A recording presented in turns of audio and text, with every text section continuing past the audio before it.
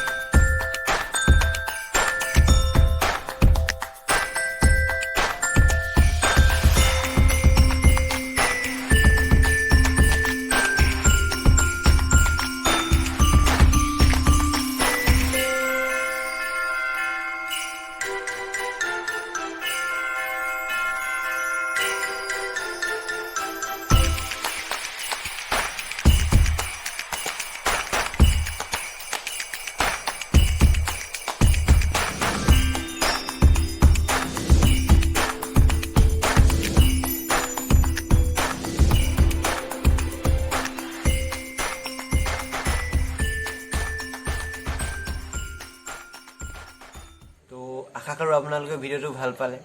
যদি ভাল পালে লাইক এটা কৰি দিয়ক, আৰু যদি নতুন ছাবস্ক্ৰাইব কৰি দিয়ক, কাৰণ মই ইয়াত বিভিন্ন ধৰণৰ আৱৰ্জনাৰ পৰা বস্তু প্ৰস্তুত কৰিবলৈ চেষ্টা কৰোঁ, যাতে আপোনালোকে সেইবোৰ বিক্ৰী কৰি উপাৰ্জন কৰিব পাৰে। তেনেহ'লে থেংক ইউ। আশা কৰোঁ আপোনালোকে ছাবস্ক্ৰাইব কৰি দিলে।